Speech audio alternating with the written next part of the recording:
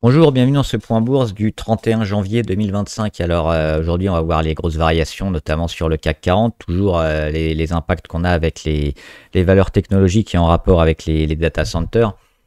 On verra également les chiffres macroéconomiques qui sont tombés, notamment aux États-Unis. Et on va commencer, avant de voir les matières premières et les valeurs, par la question pour un champion du jour. Alors, je suis une ancienne filiale de Saint-Gobain. Je suis spécialisé notamment dans la conception d'emballage en verre. Je fais peut-être je vais bientôt faire l'offre d'une OPA de la part d'un de mes actionnaires principaux, à savoir les milliardaires brésiliens. Je suis Veralia. Donc Veralia qui est en mauvaise posture depuis quelques mois, hein, notamment cet été avec son gap baissier ici des 34 vers les 30, et puis depuis on est allé même sous les 22 euros, donc on le voit dans une tendance relativement mauvaise. Et là, depuis quelques temps, alors il devait déjà y avoir quelques rumeurs ici, mais on n'a pas trop entendu parler depuis la mi-janvier, pour retrouver les 26. Et on va voir ce qui s'est passé notamment en minutes avec le cours. On le voit forcément mise à l'échelle des gros investissements quand la news est tombée. Notamment le propriétaire qui possède, genre, je crois, c'est 28% déjà du capital de Veralia, et donc il pourrait faire une OPA et retirer Veralia de la cote. C'est pas fait encore. Ça, déjà, il faut qu'il décide de l'OPA et ensuite que ça se fasse. Donc que la majorité des actionnaires apportent leur titre. Mais généralement, s'il y a une prime relativement supérieure au cours précédent, ça a de grandes chances de se faire. Il y a aussi, je crois que l'État a une participation dans Veralia, donc il faut que ce soit accepté aussi. On cotait, on le voit, autour des 26 euros. Et quand la news est sortie, le titre a bondi, plus de quasiment 10%. On est monté jusqu'à plus 20%, et puis on est redescendu un peu pour finir aux alentours des plus 12%. Énormément de volume, énormément de rentrées. On joue éventuellement l'OPA sur cette valeur. Combien? Est-ce qu'on aura peut-être les 34, l'ancienne zone de gap, ou alors s'ajuster déjà sur les cours des mois précédents, qui ne sont pas énormes, puisque là on les a déjà dépassés. Donc c'est ça. C'est de la spéculation, c'est une OPA, c'est peut-être un cours au-delà des 30, 34, 36, on verra. Voilà, alors avant de commencer, comme d'habitude, je rappelle que les informations et analyses données sur cette chaîne sont données à titre indicatif et ne peuvent pas être considérées comme un conseil en investissement. L'investissement en bourse est risqué et vous êtes responsable de tous les investissements que vous faites. Alors les chiffres du jour au niveau macroéconomique, on a eu notamment l'IPC en France, mais qui est revenu plus ou moins comme on l'attendait, plus 1,4 en annuel. On était à 1,3 dernièrement, donc on a toujours eu une inflation relativement basse en France et en Europe, sous les 2% en France. Le chômage en Allemagne qui est revenu à 6,2, c'est moyen. On était à 6,1 dernièrement, donc on a quand même une petite augmentation du chômage en Allemagne. Et surtout les PCE Core, indice de prix à la consommation des ménages, donc ça mesure notamment le pouvoir d'achat et l'inflation sur les ménages américains. On était à 2,8 et on reste à 2,8, donc sous les 3%. Alors on sait que l'objectif c'est de se rapprocher des 2%, mais on a quand même un reflux de l'inflation aux États-Unis autour des 3%. Donc là, le fait d'être sous les 3% à 2,8, c'est plutôt une bonne chose pour le marché américain. Avant de faire les valeurs américaines, et puis les résultats qui ont été donnés, notamment, on va voir un peu les matières premières, et donc l'or qui est sur ses plus hauts encore. Ça fait un moment qu'on le dit, toujours haussier sur l'or. On a clôturé au plus haut hier, on continue aujourd'hui. 2008, ils sont dépassés, donc on va vers les 3000, c'est ce qu'on disait ces dernières semaines. La question, c'est pas de savoir si on va y aller, mais quand on va y aller. Donc toujours haussier sur l'or, qui devrait se rapprocher des 3000 dollars probablement avant ce printemps, ou peut-être ce printemps en 2025. On a également le platine et le palladium, c'est des métaux qu'on surveille. Le platine qui a bien explosé hier, qui confirme aujourd'hui, qui retrouve des niveaux au-dessus de toutes ses moyennes. Donc là aussi, alors il met un peu de temps le platine quand même. On se souvient qu'on l'avait, on en parlait ici, hein, c'était à la rentrée au mois de septembre. Il y a encore des réactions. Plutôt positives toujours, hein, sur le platine, mais nous on est plutôt acheteurs sur le palladium, hein. Moi j'ai une position sur le palladium, avec notamment aussi tout ce qui est automobile et la difficulté à passer au tout électrique. Et un cours du palladium qui est revenu quand même sur des niveaux extrêmement bas. On a eu le rebond, et là dernièrement, on avait donné un signal d'achat ici, hein, le 22 janvier. Et on voit que ça c'est en train de confirmer, hein, parce que là on casse à nouveau toutes les moyennes, on casse les Bollinger, on retrouve un cours qu'on n'avait pas connu depuis ici, le mois de novembre. On est largement haussier, hein, sur le palladium. Le but c'est de se rapprocher des résistances et enfin de les dépasser, parce que dernièrement on le voit, les plus hauts sont de plus en plus bas. Donc le but c'est un peu de stopper cette dynamique. On peut éventuellement, hein, la voir ici déjà. Une dynamique qu'on a déjà inversée en cassant des plus hauts de plus en plus bas. C'est-à-dire qu'on a mis un plus haut que le dernier plus bas. J'espère que c'est clair. Donc toujours positif, hein, sur le palladium, pour se rapprocher ici des niveaux qu'on a connus notamment début novembre, voire fin décembre. Allez, on regarde le CAC 40. Hop, le CAC qui fait pas grand chose, donc c'est pas une surprise, parce que les gros résultats sont passés, notamment sur les grosses pondérations. Donc on a encore quelques résultats, mais qui sont pas forcément les plus importants. On digère un peu, et puis on va attendre d'avoir les gros secteurs, hein, peut-être la semaine prochaine ou dans 2 semaines, qui pourront relancer un peu le CAC, mais on est toujours plutôt neutre, on va dire, à court terme. Donc on n'a pas de grosse surprise. Alors on a quand même dépassé, hein, très légèrement, on le voit avec la mèche, le plus haut, hein, des 7988, mais on est toujours dans cette phase de consolidation sur le CAC 40. On va s'intéresser aux gros résultats qui ont été donnés. Sur le CAC, on avait dernièrement, alors Eurofin, on en avait parlé. Moi je suis pas fan d'Eurofin. Les résultats avaient quand même été plutôt bons et achetés. Il en faudra encore plus, hein, pour Eurofin, pour combler le gap et commencer à stopper, hein, la longue chute sur le titre. Donc plutôt toujours observateur, pas très favorable. Par contre, Sanofi, ils ont donné leurs résultats aussi. Sanofi, c'est mieux, hein, sur Sanofi, largement mieux. On en parle depuis ici le mois de janvier. On est à nouveau positif sur Sanofi et on voit que c'est largement acheté, hein. Les résultats sont favorables. On ira certainement taper un plus haut dans le courant de l'année. On n'en est pas loin, on n'est qu'à à peine 2%. On va aller certainement le faire, hein, sur Sanofi. Maintenant, c'est les catalyseurs. Alors, il y a eu beaucoup d'argent qui a été remis, notamment pour la recherche et le développement en 2024, ce qui n'avait été pas fait dernièrement. Ils devraient pouvoir en profiter. Mais il y a d'autres labos peut-être intéressants, notamment aux États-Unis ou en Suisse, qui sont pas mal, peut-être à surveiller aussi. Voilà. Et on avait STM, on avait déjà parlé de STM aussi dernièrement. On va voir les grosses variations du jour. Bah, STM.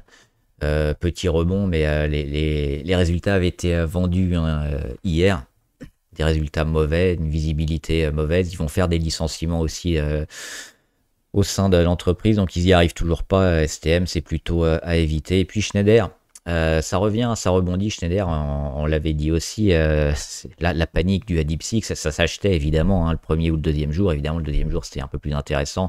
On était sur des supports à 235 qui sont en train de tenir, la moyenne à 200 aussi. On est déjà en train de revenir, hein, sur les anciennes zones de résistance. Donc là aussi, avec les data centers qui vont quand même se faire, hein, Schneider Electric devrait avoir quand même une belle année 2025.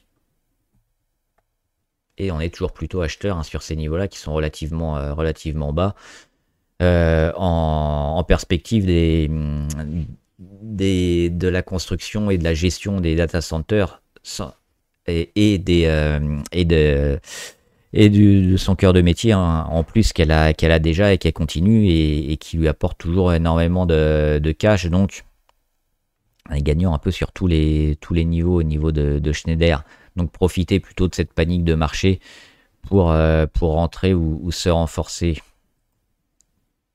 Carrefour, toujours pas, hein, pas commenté, c'est toujours baissier, il n'y a pas de nouvelles.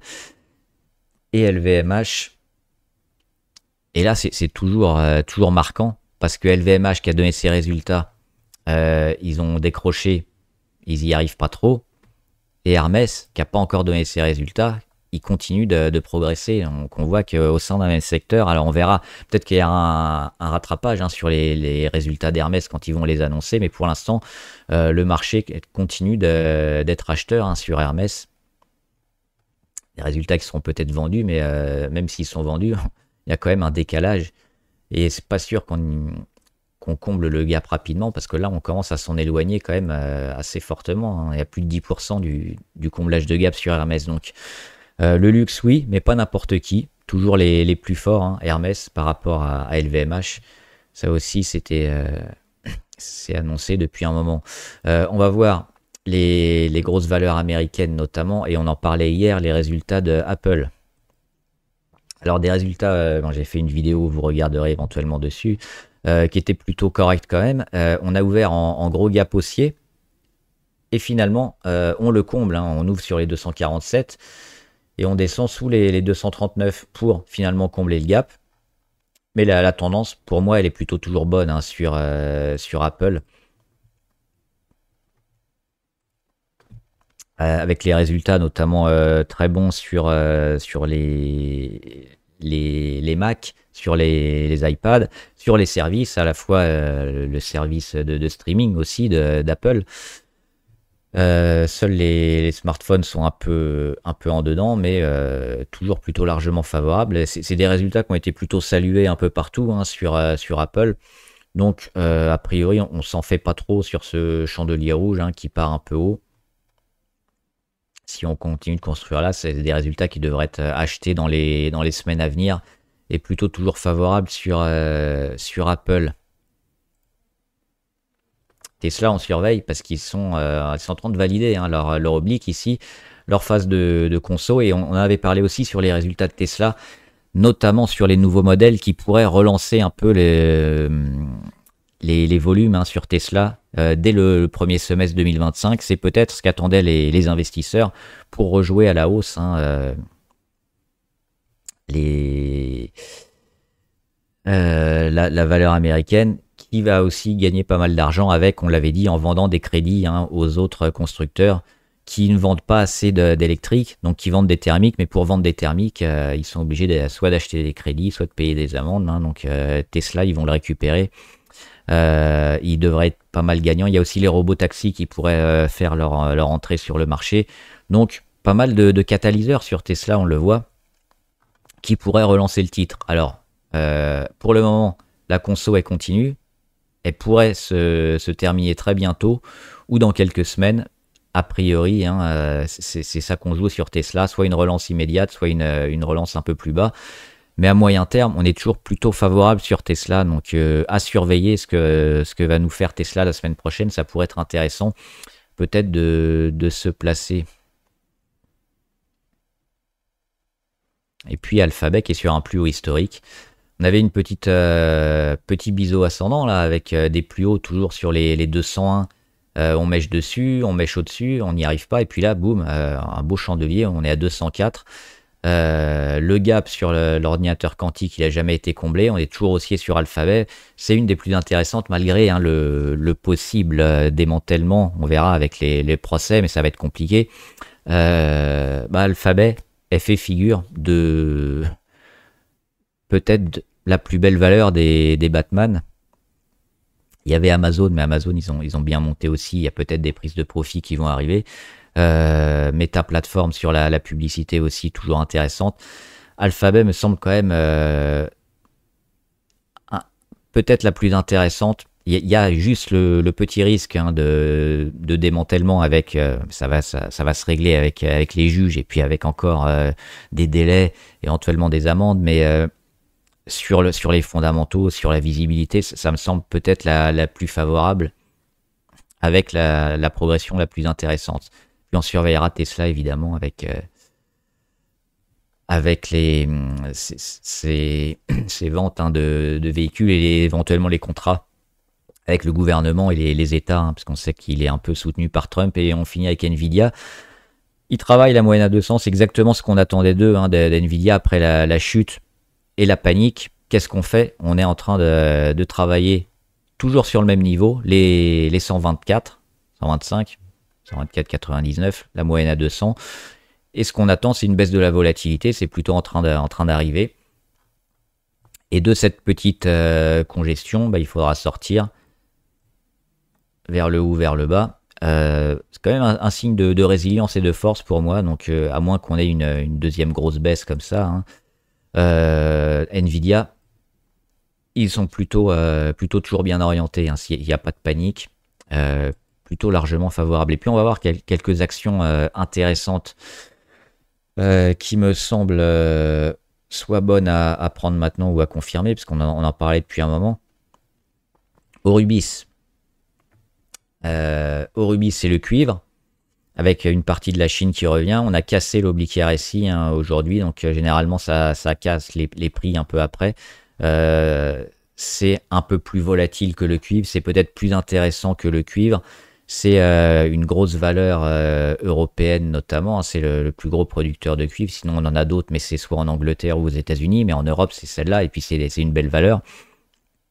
Et je pense qu'elle nous a donné quand même tous les signaux pour être favorable à moyen terme. On a cette grosse consolidation, cette première sortie, cette tentative ici de sortie, hein, au mois de mai, et puis finalement on revient, et on ressort ici au mois de septembre avec la Chine, hein, qui lance son plan de relance, et puis là on casse enfin les plus hauts, hein, qui étaient de plus en plus bas, on les casse, notamment les 80,5 ici du mois de mai, ils sont cassés au mois de novembre, après les annonces de septembre, et derrière on consolide un peu, on revient sur les moyennes, mais c'est toujours racheté, hein, et là, une petite congestion. Donc, acheteur sur Aurubis, ça me semble intéressant, hein, de rentrer maintenant ou la semaine prochaine sur cette valeur qui devrait, on le voit, peut-être nous mettre un nouveau canal haussier entre les deux obliques blanches ici, et travailler pour aller retrouver les 100 et plus. Je pense que c'est une valeur intéressante. Moi, je suis déjà dessus. Je suis également sur ARM, j'en avais parlé. Trouver des liquidités, pas trop, mais je suis quand même rentré dessus. Il faudrait que je vende maintenant. Oui, parce que projet Stargate, parce que toujours les investissements colossaux sur l'intelligence artificielle, sur les data centers, sur les puces de téléphone, sur les serveurs. ARM avec SoftBank, hein, ils sont liés à SoftBank, la grosse banque asiatique, japonaise, je crois, devrait en profiter, hein, sur ces prochains trimestres, des investissements qui vont être faits, et elle devrait être au cœur de ces investissements technologiques aux États-Unis. Donc on avait déjà bien parlé, hein, avec le gros chandelier du 22 janvier. Derrière, on a un peu paniqué avec DeepSeek, et finalement on le voit, c'est racheté aussi. Et puis il n'y a pas de panique outre mesure, même face à un Nvidia qui, elle, panique, et elle a des niveaux de valorisation énormes, c'est normal, se maintient sur certains niveaux. On voit que sur ARM, derrière, c'est tout de suite racheté, hein. Ces niveaux-là, ils sont pas trop travaillés, on commence déjà à racheter, puis on va peut-être combler le gap aujourd'hui, où, oui, c'est fait, c'est déjà fait, là, le gap, il n'existe plus. Hop, donc il n'y a plus de gap, en une semaine, c'est réglé, et on est toujours haussier pour, je pense, hein, les 200 sur ARM. Ça va être l'objectif, parce que les 188 du plus haut, vu les derniers trimestres, les derniers mois qu'on a eu sur l'IA, et la visibilité, les investissements qui ont été faits, on n'imagine pas ARM, hein, végéter sous son plus haut de l'année dernière.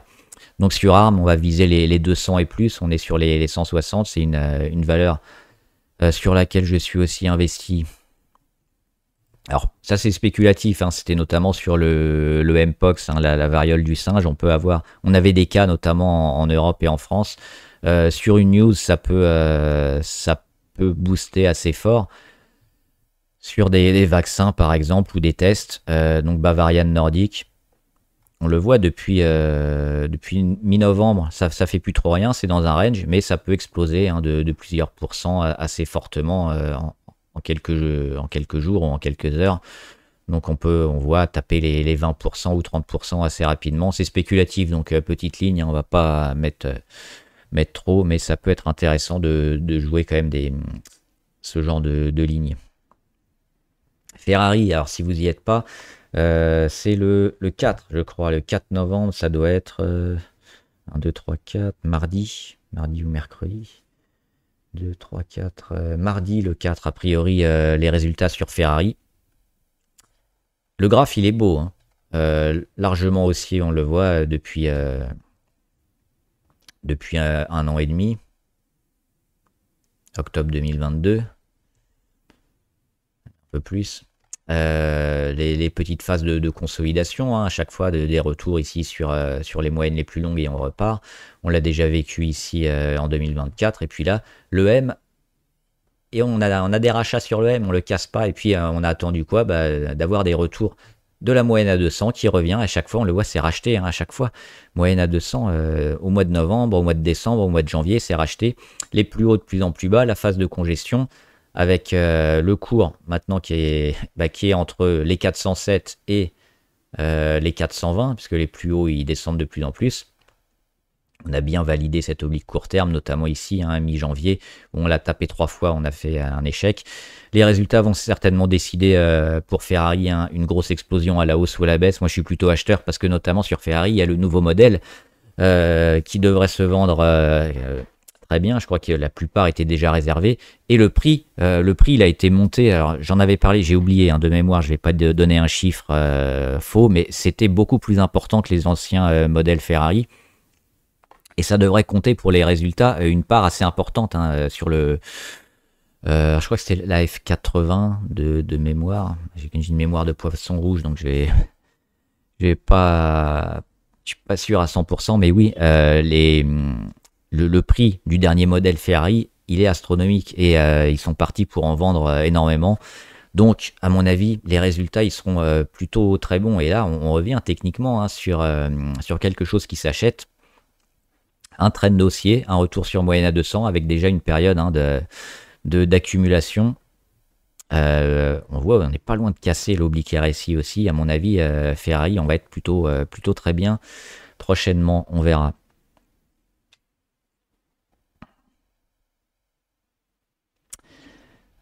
On va voir. Alors, Micron, oui, sur la technologie, on avait fait un petit dossier sur Micron. Malheureusement, on a eu DeepSeek qui est arrivé, qui a un peu plombé tout. Hein. On était ici autour des 108. On a tout cassé. On a comblé le gap, ça c'est pas mal, hein, parce qu'il y avait un petit gap entre les 90 et les 92.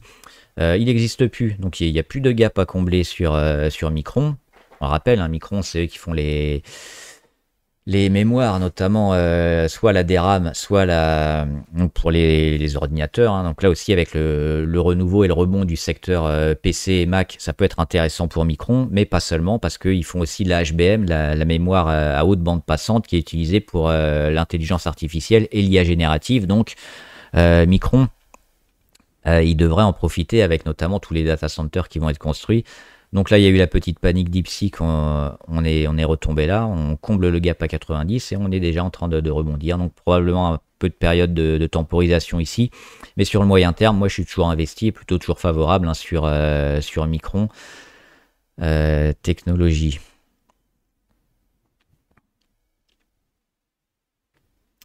Et parler d'une nouvelle valeur à surveiller. The Navigator Comp. Alors, je crois que c'est au Portugal. Est-ce que c'est celle-là? Ouais, c'est ça. Donc, c'est une valeur portugaise, notamment dans le papier. Et le graphe aussi, il est super beau.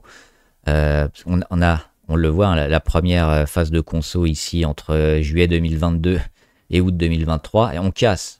Là, c'est parfait, hein, on va chercher les nouveaux plus hauts. Et puis la nouvelle phase de consolidation, on revient sur l'ancien plus haut de juillet 2022. C'est racheté, on le voit, hein, on a passé quelques heures ou quelques jours en dessous, mais on s'est toujours raccroché au 3.3. Derrière, on attaque l'oblique, court terme de consolidation, et puis boum, on le casse franchement le 2 janvier. Et là, qu'est-ce qu'on fait? On fait la période de conso qu'on attend après la cassure, à savoir la période de congestion post-cassure d'oblique.